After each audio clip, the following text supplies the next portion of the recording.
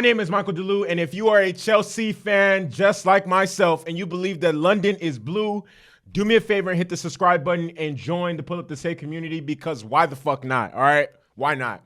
London is blue. London is blue. London will always be fucking blue, okay? With that being said,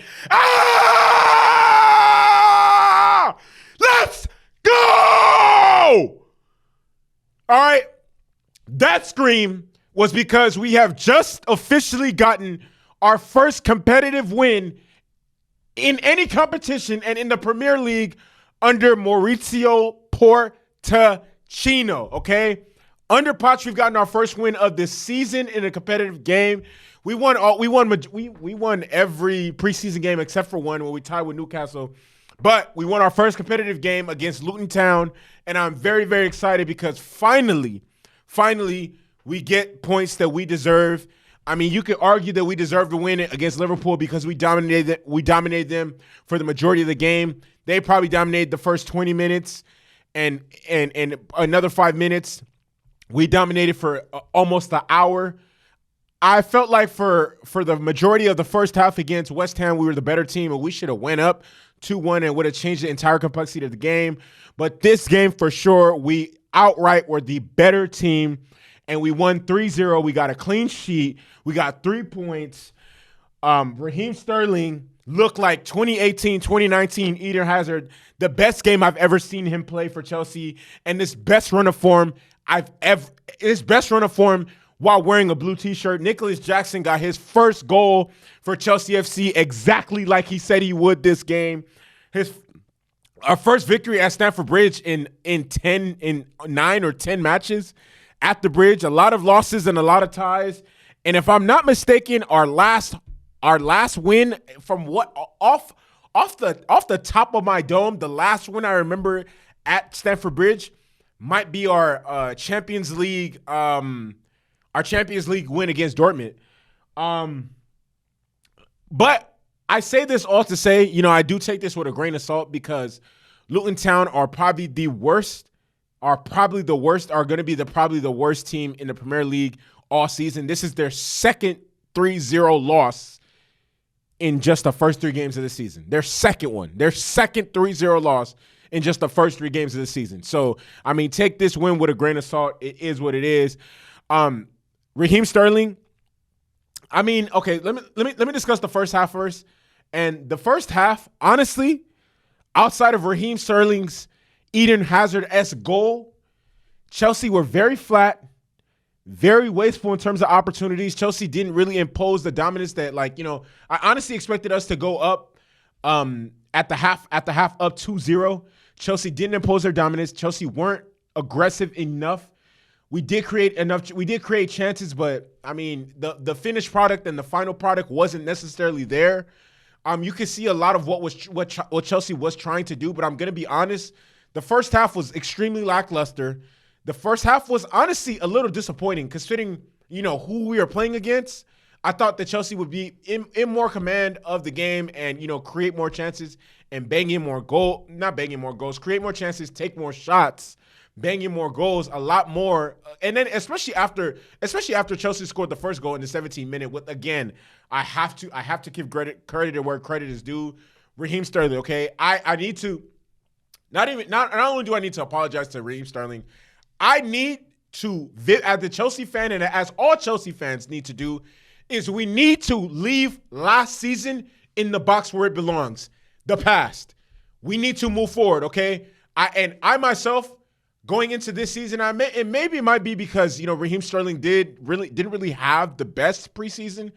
Maybe because of that, I kind of was just like, you know what, maybe this is not going to work. He looks like a waste of money, whatever the case may be. But Sterling, since the competitive season has started, he has been our best attacking player by far. Not even close, our best attacking player. Better than Nico Jackson. Who else? Who else started up front with them at the wing? Who else started up front? Who's the other winger? Better than Chukwuemeka. I mean, Raheem Sterling has been the guy. Honestly, Raheem Sterling has been the guy. The other two people who've gotten The other two starts for the first two games were Nicholas Jackson and Carney Chukwuemeka. Raheem Sterling's been better than both of them even in the first two games. Even though Carney did score a goal, Raheem Sterling scored 2 goals today, and he had 1 assist. Incredible, okay? Raheem, if we can get this is who I thought we were signing. This is who I thought we were signing, and it seems to be like him and Poch are creating some sort of understanding as to what exactly he wants from Raheem Sterling in terms of getting out wide, attacking defenders. Like, get back to getting him doing what he was doing best at Manchester City, which is taking players on, okay? Taking players on. After the first goal, I thought Chelsea would impose more of their dominance, but unfortunately we ended up going into the half only up 1-0. And then out the half, Nicholas Jackson,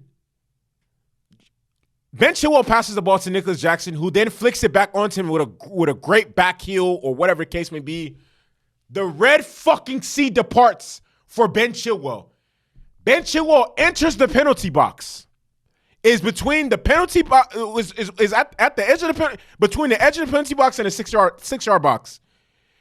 Has a chance to score an amazing I don't know how or what was going on in his head, but he decides to pass it off, attempts to pass it off to Raheem Sterling, which the pass would have been harder than just shooting, and just squanders the chance right then and there. I'm just like, oh my fucking God, what the fuck was he thinking?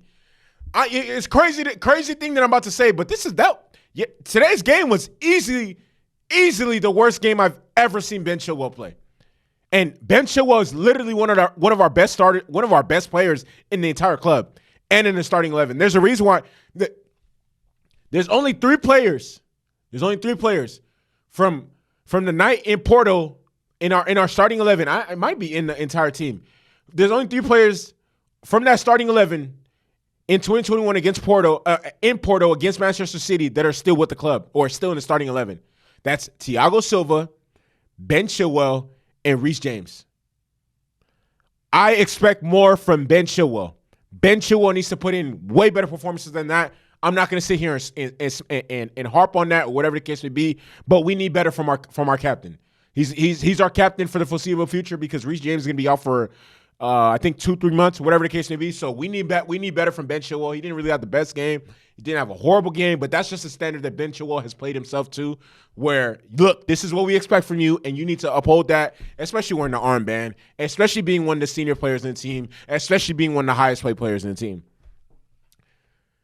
And the first goal, and in between the first goal and second goal, you kind of got the feel that Luton Town was going to equalize, and it was going to be one of those situations where it's another fucking example, another fucking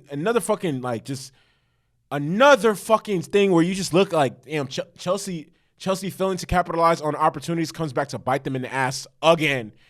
And thankfully, we had Robert Sanchez, who made a great stop, a great save, and in between our first goal and the second goal he made, he played pretty good. He was in command of the box. Superman punches, great. One great save that stands out to me to where it could have easily been a 1-1 game.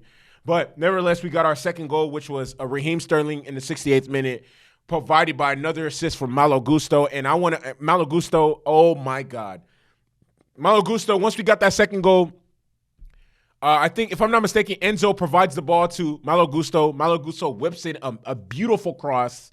Raheem Sterling, without even thinking, smashes it back of the net. We're up 2-0. Once we were up 2-0 and got the decisive second goal, I understood that these points were sealed up. These are our 3 points for the taking. And then the cherry on the motherfucking top.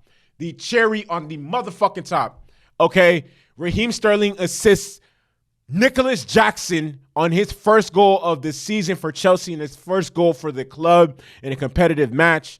Raheem Sterling beats his defender and then whips in a beautiful cross, and Nicholas Jackson has the striker's instinct to get a foot onto the ball, and then it goes into the back of the net, and he celebrates with the Didier King slide. The King Didier slide. And as soon as I seen him score, I said, He did it. He did exactly what he said. He said he was going to score, and he did it. He said he was going to score his first game for Chelsea against Luton Town. He felt disappointed, felt upset with himself, the fact that he wasn't able to score for Chelsea sooner, but he did it. Key performers I want to highlight. Raheem Sterling. Like I said, Raheem Sterling played the best game I've ever seen him play for Chelsea. 2 goals and an assist. Incredible. 2 goals and assists. Rightfully so, man of the match. If Raheem Sterling continues to play like this, and this is what Raheem, when he first signed for Chelsea, said, you know what? I want the opportunity to be the guy in the starting 11. He also said this season he wants to lead Chelsea in goals. He also said when he first came to Chelsea that he wants to be the guy. He wants to be the one that, he wants to be that Neymar-esque, that Messi-esque type player.